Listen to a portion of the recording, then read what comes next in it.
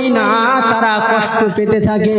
ওই সময় হাবিবে কিবরিয়া জনাবে মুহাম্মদুর রাসূলুল্লাহ সাল্লাল্লাহু আলাইহি ওয়াসাল্লাম বলেছিলেন, ও ভাই আজরাইল মালাইকা ফেরেশতা, শুনে রেখে দাও, জেনে রেখে দাও, আমি রাসূলুল্লাহ জানিয়ে দিলাম আমার উম্মতের কষ্ট আমি সহ্য করতে পারবো না, আমার উম্মতের কষ্ট আমি সহ্য করতে পারবো না, আমার উম্মতের নির্যাতন আমি সহ্য করতে পারবো না। আমার মালাইকা ফেরেশতা আজরাইল আমার গুনাহগার উম্মতের মৃত্যুর সময় যত কষ্ট দিতে চাও আমি রাসূলুল্লাহ আমি বুক পেতে শুয়ে নিতে চাই, কিন্তু আমার উম্মতের কষ্ট দিও না। যত কষ্ট দিতে চাও আমায় রাসূলুল্লাহ আমি রাসূল আমাকে তুমি দিয়ে দাও।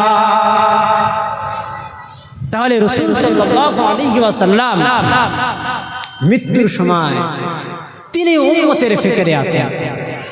কিসের ফিকিরে আছেন? উম্মতের ফিকিরে, যে আমার উম্মতেরা কি হবে, আমার গুনাহগার উম্মতেরা কি হবে, এই নিয়ে তিনি ব্যস্ত। ওই সময় বেটি ফাতেমা রাদিয়াল্লাহু তাআলা আনহা বলেছিলেন, ইয়া রাসূলুল্লাহ, ইয়া হাবিবাল্লাহ, গে হুজুর, আপনি মরে যাবেন, আপনি দুনিয়া থেকে বিদায় নিয়ে নেবেন, আমি আর কাকে আব্বা বলে ডাকবো? হাসান হুসাইন কাকে নানা বলে ডাকবে? কাকে নানা বলে ডাকবে? বিশ্বনবীর বেটি ফাতেমা অঝর নয়নে কাঁদতে লাগেন। বিশ্বনবী চোখ দিয়ে নিজের হাত মোবারক দিয়ে বেটি ফাতেমার চোখটা মুছিয়ে দিয়ে বললেন, বেটি ফাতেমা আর কান্না করো না বেটি, ও বেটি ফাতেমা আর কান্না করো না, কেঁদো না, তোমার কান্না আমি সইতে পারি না, আরশের ফেরেশতারা সইতে পারে না, তারাও কান্নায় পড়ে গেল, তারাও কাঁদছে।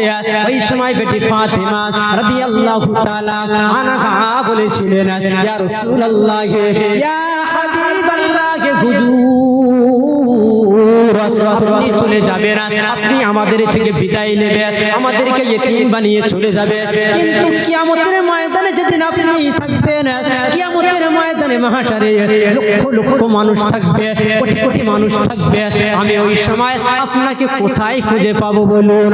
ওই সময় বিশ্বনবী রাহমাতাল লিল আলামিন হাবিবে কিবরিয়া জনাবে মুহাম্মদুর রাসূলুল্লাহ বললেন, বেটি ফাতেমা আমি 5টি জায়গার নাম বলে যাব, এই 5টি জায়গার জায়গার মধ্যে তুমি যে কোনো একটি জায়গায় তোমার সঙ্গে আমাকে তোমার সাক্ষাৎ হয়ে যাবে।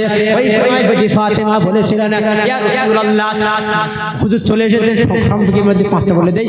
ওই সময় বেটি ফাতেমা বলেছিলেন, ইয়া রাসূলুল্লাহ, ইয়া হাবিবাল্লাহ, হুজুর বলুন বলুন, সর্বপ্রথম আমি আপনাকে কোথায় খোঁজ করব, কোথায় গেলে আপনার সঙ্গে পেয়ে যাব, আপনার সঙ্গে আমার মোলাকাত হয়ে যাবে?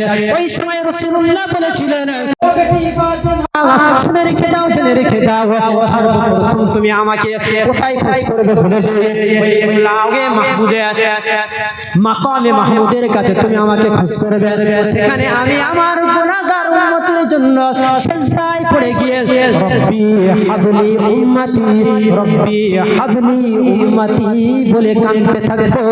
ওইখানে তুমি সেদিন খোঁজ করবে, আমি রাসূল আমাকে তুমি পেয়ে যাবে। বেটি ফাতেমা বলেছিলেন, ও আব্বা জান, যদি ওই মাকামে মাহমুদের কাছে যদি আপনাকে খুঁজে না পাই, তাহলে আমি কোথায় খোঁজ করব বলো না? ওই সময় রাসূলুল্লাহ বলেছিলেন, হাবিবে কিবরিয়া জনাবে মুহাম্মদুর রাসূলুল্লাহ বলেছিলেন, বেটি ফাতেমা দ্বিতীয় নম্বর তোমাকে বলে যাই, মিজানের কাছে তুমি আমাকে খোঁজ করবে, আমার গুনাহগার বান্দাদের নেকির পাল্লাটা ভারী করে দেওয়ার জন্য সেদিন আমি ব্যস্ত থাকবো। বেটি ফাতেমা ওই মিজানের পাল্লার কাছে সেদিন আমাকে খোঁজ করবে, আমি তোমার সঙ্গে আমার দিদার হয়ে যাবে। জোরে বলুন সুবহানাল্লাহ। এখন 3টে বাকি আছে, হুজুর চলে এসেছে, আর বলবো না, খুব বিয়াদব হয়ে যাবে।